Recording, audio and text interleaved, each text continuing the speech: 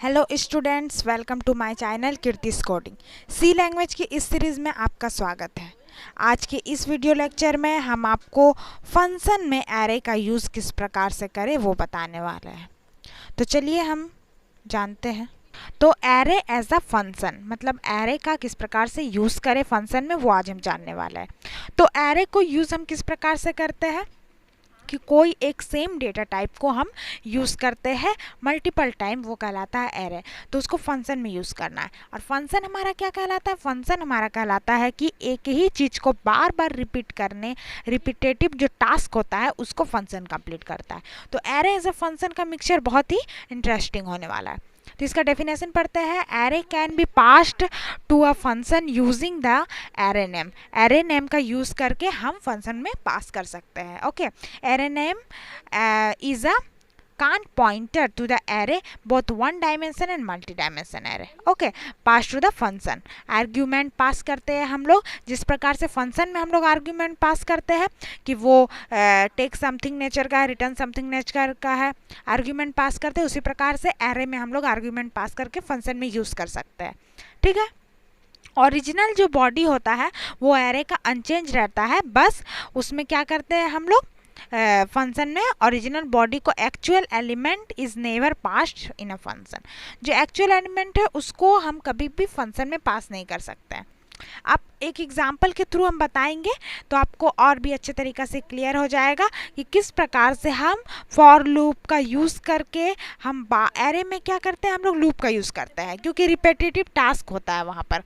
और उसी प्रकार फंक्शन में हम लोग भी रिपीटेटिव टास्क करके, तो उसका यूज़ हम किस प्रकार से करें, वो लूप का यूज़ करके, क्योंकि यूजुअली यहाँ पर एरे में हम देख रहे हैं कि फॉर लूप का यूज़ हो रहा है। ओके, तो चलिए फंक्शन की मदद से यहाँ पर एक एग्जांपल है जहाँ पर कोई लूप का यूज़ नहीं किया गया है, ओनली वॉइड मैन, मतलब कि हमारा जो डेफिनेशन है फंक्शन का कॉल हुआ है। ठीक है, यहाँ पर फंक्शन कॉल हुआ है, यहाँ पर एरे एलिमेंट पास हुआ है।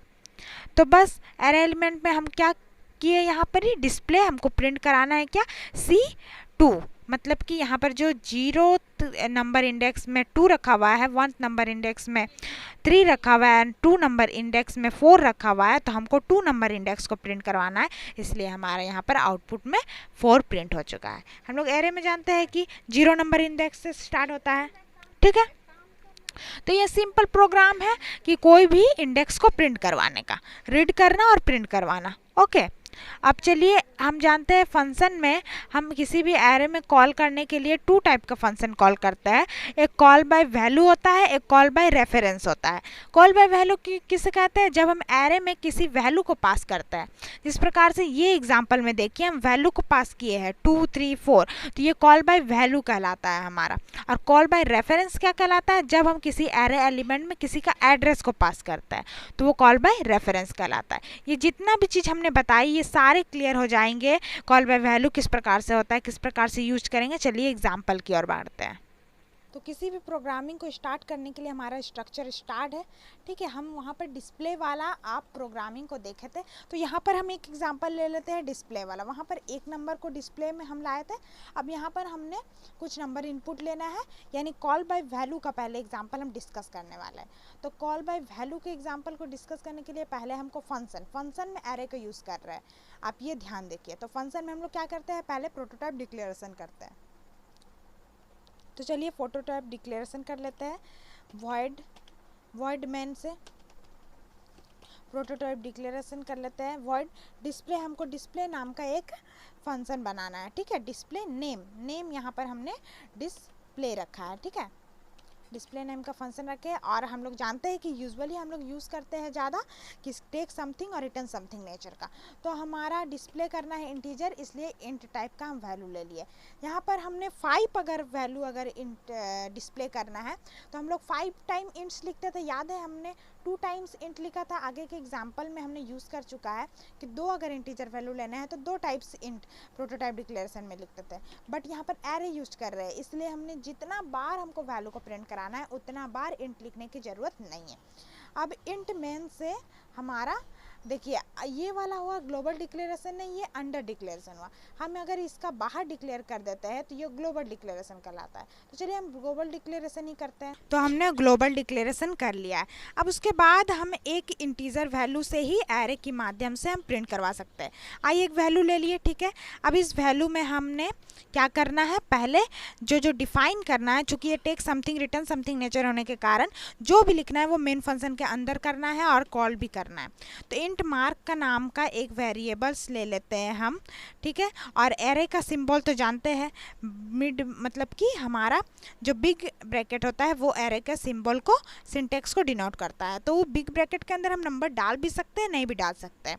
चूँकि यहाँ कॉल बाय वैल्यू वाला एग्जाम्पल बना रहे हैं तो कॉल बाय वैल्यू के लिए हम वैल्यू ले लेते हैं, ठीक है। वैल्यू को हम ले लेते हैं, मान लीजिए 55, 65, 70, 67, ठीक है। जितने भी वैल्यू हमको लेने हैं उतने वैल्यू हम ले लेते हैं।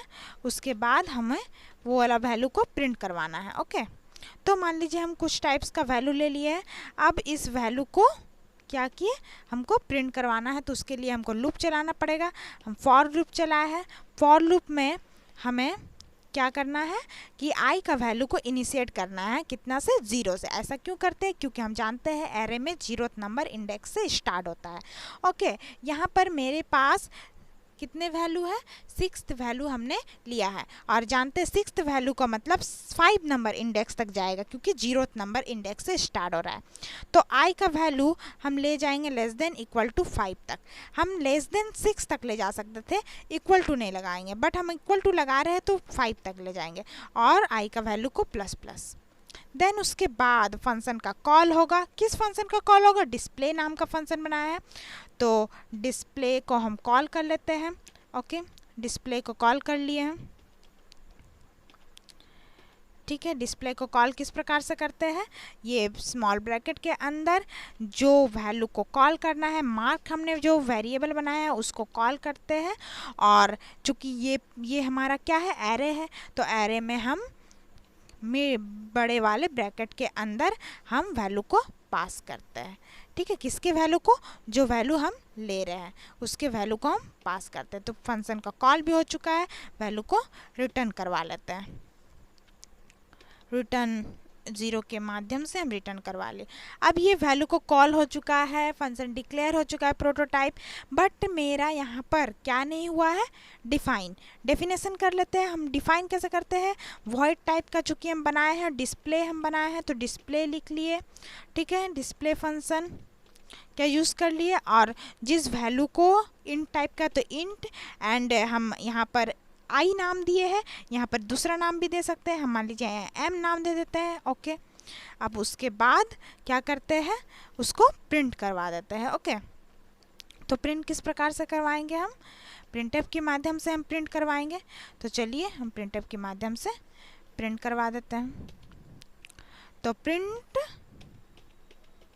एफ किस के वैल्यू को प्रिंट कर दो, एम के वैल्यू को प्रिंट कर दो, क्योंकि हमने यहाँ पर एम वेरिएबल डिक्लेरेशन किया है।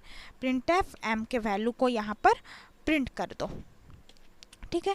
ये वाला हमने क्या बताया है, हमारा कॉल बाय वैल्यू के माध्यम से ये एग्जाम्पल को हम जाने हैं, ठीक है। तो हम यहाँ पर स्टार्टिंग में लिख सकते हैं कि हमारा कौन सा यूज़ हो रहा है, कॉल बाय वैल्यू, ओके, जो कि ये वाला एग्जाम्पल है। तो कॉल बाय वैल्यू का जितना भी प्रोग्राम है, एरे का यूज़ करके वैल्यू को पास कराया है, फंक्शन का यूज़ करके डेटा प्रोटोटाइप डिक्लेरेशन किए हैं, फंक्शन का कॉल किए, फंक्शन को डिफाइन किए। तो ये पूरा प्रोग्राम मेरा कॉल बाय वैल्यू का तैयार है। अब इसको हम कंपाइल रन करते हैं, देखते हैं हमारा ये जो भी नंबर्स हमने लिखे वो प्रिंट होते हैं कि नहीं। हमारा प्रोग्राम कंपाइल हुआ एंड रन। देखिए यहाँ पर जो भी हमने नंबर यहाँ पर लिखे थे वो सारे मेरे यहाँ पर प्रिंट हो चुके हैं। तो ये कॉल बाय वैल्यू का बहुत ही अच्छा एग्जाम्पल जो हमने यहाँ बताया है, आप इस एग्जाम्पल की मदद से बहुत ही अच्छे तरीक़ा से समझ पाए हैं, ठीक है। आपको कोई भी प्रॉब्लम हो आप ज़रूर कमेंट कीजिए। आज का वीडियो लेक्चर मेरा यहीं पर समाप्त होता है।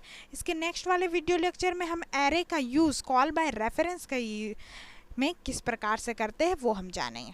फंक्शन में ही कॉल बाय रेफरेंस यानी कि हम एड्रेस को किस प्रकार से कॉल करते हैं वो जानेंगे। तो आज का वीडियो लेक्चर मेरा यहीं पर समाप्त होता है। आप हमारे चैनल को सब्सक्राइब कीजिए, कमेंट कीजिए एंड लाइक कीजिए और शेयर कीजिए। कोई भी प्रॉब्लम हो आप ज़रूर कमेंट कीजिए। Thank you students.